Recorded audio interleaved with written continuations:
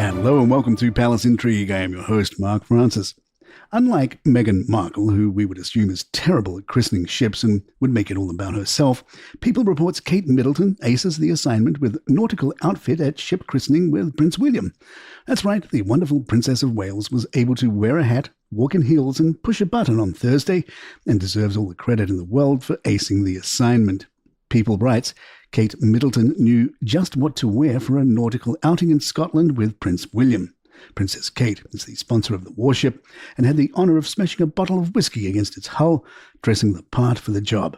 The Princess of Wales made an elegant statement in a long-sleeved navy coat dress with white piping from Suzannah London, a new addition to her royal closet. The simple coat dress is crafted from Italian lightweight wool crepe and is also available in two other colours, lupin blue and cosmetic pink. Appointed sponsor of the ship back in June 2021, the Princess has maintained an active interest in the project, including welcoming HMS Glasgow sailors to Windsor Castle in 2022. In a nod to royal tradition, Kate christened the ship by releasing a bottle of whiskey against its hull. It's a ceremonial gesture she has mastered. Her very first royal engagement with Prince William in 2011 involved pouring champagne on a lifeboat in Wales. After the naming ceremony, their Royal Highnesses boarded the vessel to meet with representatives from BAE Systems and the Royal Navy, discussing the ship's capabilities and mission. They also toured the BAE Systems Shipbuilding Academy, engaging with apprentices and recent graduates whose training in fields such as fabrication, welding and pipe fitting brought HMS Glasgow to life. To conclude the day, William and Kate met with the shipbuilders and the HMS Glasgow's ship's company, along with their families. The visit was both a celebration of British maritime industry and a recognition of the dedication and sacrifice of those who serve. Kate may not be up for the Earthshot Prize after taking a private jet to Scotland. Princess Catherine was photographed disembarking from a private jet at Glasgow Airport. Waiting on the tarmac was her husband, who opened the car door for his wife as the pair reunited ahead of the official naming ceremony. The princess flew up solo, as Prince William had been undertaking engagements in Edinburgh the day prior, including a visit to a community centre in Leith. The quickest train from London to Glasgow is 4.5 hours. A private jet from London to Glasgow typically takes just over an hour, around 60 to 75 minutes in the air. But while the journey is swift, the environmental impact is far from light. A typical private jet on this route, something in the range of a Cessna Citation or a Bombardier Learjet, burns between 800 and 1,200 litres of fuel. That translates to approximately 2 to 3 tonnes of carbon dioxide emissions for a single one-way trip. To put that in perspective, a commercial flight on the same route emits around 150 kilos of CO2 per passenger. A train, just 20. But sure, let's give Harry and Meghan a hard time about flying from Vancouver to LA. During William's visit to Leith, and it's unclear how he got to Scotland, William revealed a charming and slightly chaotic detail about his youngest son. Apparently 5-year-old Prince Louis supports 5 different football teams, with the young royal still undecided on where his true loyalties lie. Whether Aston Villa, the club championed by both William and Prince George, is among the favoured 5 remains unclear. The disclosure came as William, known as the Duke of Rothesay whilst in Scotland, was presented with a homemade Aston Villa poster by a young supporter. When she explained that she herself supported 2 clubs, William laughed and responded, "My youngest at the moment says he supports 5 different football teams." The visit to Leith was part of a wider engagement focused on community well-being, with a particular emphasis on projects using football to reduce social isolation. William gamely participated in a penalty shootout, finding the back of the net on his second attempt, and spent time admiring artwork created by members of the local centre. "Wow, look at this," he said, pausing before a display. When speaking to 76-year-old David Martin, he joked, "No, this is something you made earlier. You didn't paint that. It's brilliant. You're a professional artist." "You're a professional artist." Martin later described the future king as absolutely magic, just a cool guy. After a busy week of attending a garden party, talking about soccer and watching his wife push a button, who would blame William if he soon announces a 2-week vacation? Also, a note to anyone listening in Montecito, let the paps take some pictures of you in a hat or kicking a soccer ball and your week goes a lot easier. It comes across as more relatable than interviewing your CEO friends, but you still get to go home to your servants and castle. More palace in just a moment.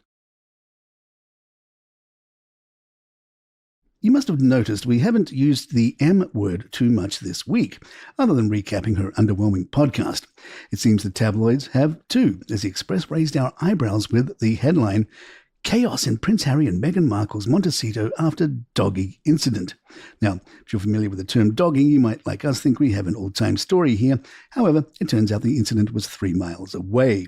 The Express reports, Montecito is not without its share of crime, with one local news website reporting a dogging incident at the start of May. According to the Montecito Journal, a local police officer spotted a suspect on probation engaged in sexual intercourse inside a parked vehicle at around 11 p.m. on Friday, May 2nd. Police also searched the suspect's wallet and found cocaine. The incident reportedly took place on Channel Drive, located less than 3 miles away from the Sussex's secluded mansion on Rockbridge Road. In other words, it has nothing to do with Meghan, who was presumably home in the kitchen making what is legally fruit spread for her good friend Mindy Kaling or something. Moving on. Prince Harry has made a quiet but powerful gesture in support of a grassroots charity in Nottingham, leaving its organisers both stunned and deeply grateful. The Duke of Sussex has donated a significant undisclosed sum to HIMA, a community organisation working to combat poverty, racism and social exclusion. The donation will fund more than 650 emergency food parcels for vulnerable families across the city, a vital lifeline as demand for basic support continues to rise. The move echoes a previous act of generosity by the Duchess of Sussex, who in 2020 donated £10,000 from the Royal Foundation to support HIMA's Salam Shalom Kitchen, a joint Muslim and Jewish initiative that provides hot meals and groceries to those in need. Director of HIMA, Saeed Mohammed, said the organization was completely gobsmacked to learn of Prince Harry's support. I could not believe it when we got the email, he said. To have been chosen by such a high-profile royal once is amazing, but to have been supported by Prince Harry too left us completely gobsmacked. In a letter released by the charity, Prince Harry shared his personal connection to the city. Nottingham holds a special place in my heart, having had the privilege of visiting and supporting the community there for over a decade. The incredible work HIMA does to address food insecurity, poverty, and social exclusion should be recognized and applauded. I'm happy to be able to play a small part in your mission to bring communities together by creating opportunities and support for those facing hardship.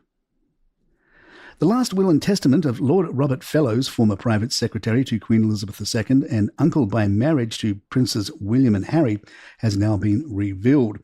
Lord Fellowes passed away in July last year at the age of 82.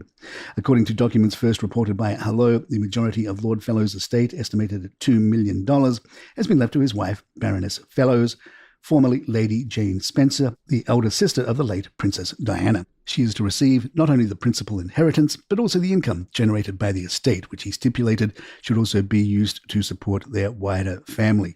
The will, drawn up in June 2012, also includes bequests to several charitable institutions close to Lord Fellowes' heart: Tapping House, Hospice, the Rhodes Trust, St Mary's Church, and his alma mater, Eton College, the latter also known for educating both his royal nephews.